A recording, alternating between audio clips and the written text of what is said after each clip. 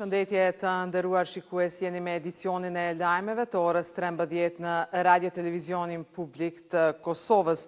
Forca e Sigurisë Kosovës realizon ushtrimin fushor ujku shigjet në poligonin ushtarak në Babaj të Bokës. Komandanti i FSK-s Lejtnant Bashkim Jashari është duke përcjell nga afër demonstrimet. Forca e Sigurisë Kosovës nëpërmjet regjimentit të 3 të komandës së forcave toksore është duke zhvilluar këtë ushtrim, i cili vjen pas një cikli të gjatë trajnimesh dhe përgatitjesh intensive në kuadër të procesit të validimit të regjimentit.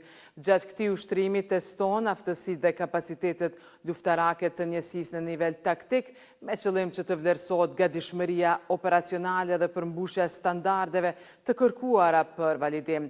Në njoftim thuhet se FSK vazhdon të demonstrojë përkushtimin ndaj ngritjes së kapaciteteve profesionale dhe operacionale në përputhje me standardet e forcave moderne të mbrojtjes. Komandanti i misionit të KFOR-it, General Major Ozgan Ulutash, u takua me ministrin e mbrojtjes së Malit të Zi, Dragan Kraporović, dhe me shefin e mbrojtjes në Ministrinë e Mbrojtjes në Podgoricë. Gjatë takimit u diskutua situata e sigurisë në Kosovë dhe kontributi vazhdueshëm i KFOR-it në stabilitetin rajonal. General Majori Ulutash vlerësoi mbështetjen e qëndrueshme të Malit të Zi ndaj misionit të KFOR-it dhe profesionalizmin e personelit malazez të vendosur në KFOR. Njofton zyra për informim e këtij misioni. KFOR-i njofton se vazhdon të zbatojë mandatin e vet dhe të sigurojë një mjedis të qetë dhe të sigurt për të gjithë banorët e Kosovës dhe lirinë e lëvizjes, duke bashkëpunuar ngushtë me Policinë e Kosovës dhe EULEX-in në rolet e tyre përkatëse si garantues të sigurisë.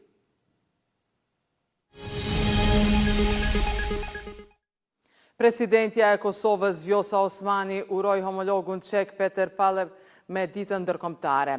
Në postimin e saj në platformën X, Osmani deklaroi se Kosova e vlerëson miqësinë mes dy vendeve dhe mbetet e përkushtuar për të forcuar partneritetin. Ky mesazh nënvizon angazhimin e Kosovës për thellimin e marrëdhënieve me Çekinë dhe forcimin e bashkëpunimit në fusha të ndryshme, ka shkruar presidentja. Kryeministri i Shqipërisë Edi Rama ka reaguar lidhur me proceset gjyqësore ndaj udhëheqësve të ushtrisë çlirimtare të Kosovës, duke i quajtur ato një padrejtësi të madhe ndaj luftës për liri. A nuk është e tmerrshme ta mendosh se shpëtimtarët e një kohe kur vetë ekzistenca e Kosovës ishte në teun e thikës së gjatë të padrejtësisë historike ndaj shqiptarëve, duhet të paraqiten para një gjykate të dalë krejt nga shinat mbi të cilat u ngrit për të dëshmuar se lufta për liri nuk është krim, ka shkruar Rama në rrjetin social Facebook. Tutje kryeministri shqiptar theksoi se emri i Thaçit do të mbetet përgjithësi emri i njeriut që u bë njësh me fatin, lirinë dhe pavarësinë e Kosovës. Një ditë pas emërimit në pozitën e drejtuesit të ri të autoritetit të portit të Durrësit, Libon Aliu është shprehur i nderuar për pozitën që është besuar nga Republika e Shqipërisë, duke theksuar se Kosova ka nevojë të ketë lidhje të forta me këtë port në mënyrë që nëpërmjet tij të shpërndahen mallra në të gjithë rajonin. Kosova ka nevojë të ketë lidhje të forta me portin e Durrësit në mënyrë që përmes saj të shpërndahen mallrat të gjithë rajonin. Kjo i krijon asaj mundësi të mira të zhvillimit ekonomik. E po ashtu, kjo mundësi e përhapjes së mallrave përmes edhe Prishtinës edhe Shkupit do bënte që porti i Durrësit të duhet të zgjerojë kapacitetet, që kjo sasi e mallrave që tani janë të shumë fishose sepse do arrijë shumë lehtë edhe Varrën edhe gjithë rajonin. Dhe kjo do të ndihmonte pastaj që të dyja vendet ajo ndërvarësi t'i bëj më të zhvilluar ekonomikisht dhe t'i bëj çka është më kryesore dhe më të sigurta. Porti i NATO-s, që do të jetë krahas portit të mallrave në Porto Romano, do të ndihmoj për gjithë rajonin që të ketë siguri.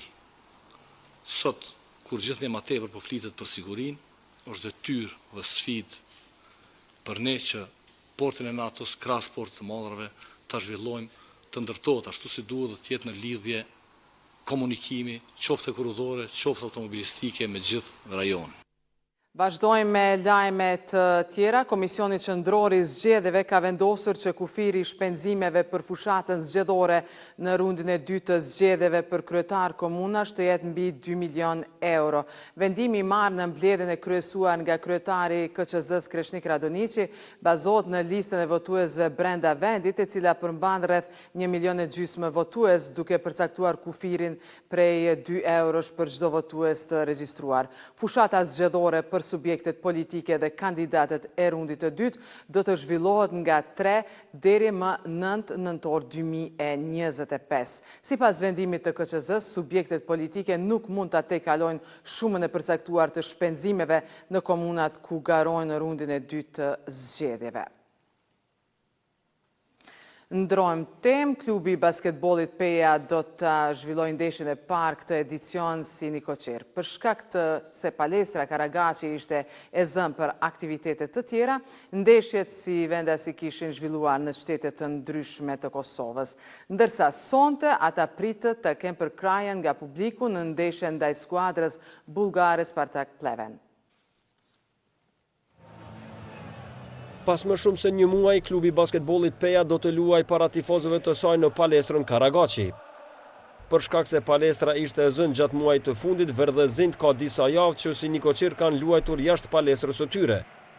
E pikërisht do të rikthehen në Fole për ndeshjen e ligës ndërkombëtare European North Basketball League ndaj skuadrës bullgare Spartak Pleven, me rast Peja synon fitoren e parë këtë edicion në këtë garë.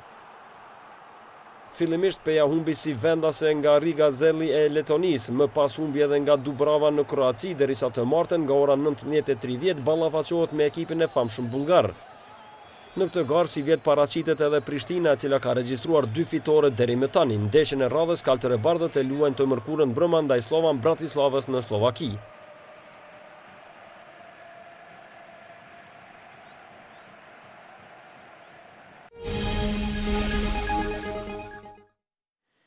Një tërmet me magnitudë 6.1 ball të shkallës Richter ka goditur Turqinë perëndimore në orët e vona të së hënës, duke shembur disa ndërtesa.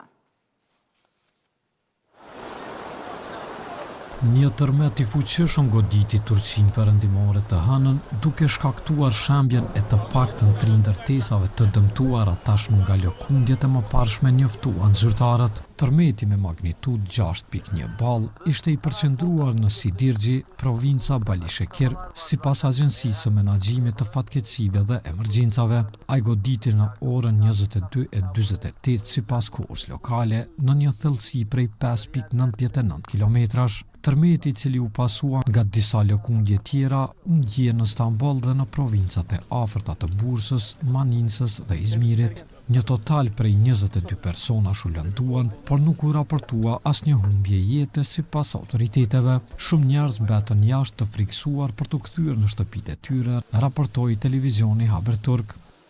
Turqia ndodhet në kufi të pllakave të mëdha tektonike, ku tërmetet janë të shpeshta. Në vitin 2023, një tërmet me magnitudë 7.8 vrau më shumë se 53.000 njerëz në Turqi dhe shkatroi ose dëmtoi qindra mijëra ndërtesa në 11 provinca jugore dhe juglindore. Të nderuar shikues, ndoqët lajmet në RTK bashkë me ekipin realizues, ju falenderojmë për kohën që ndat me ne. Mirupafshim.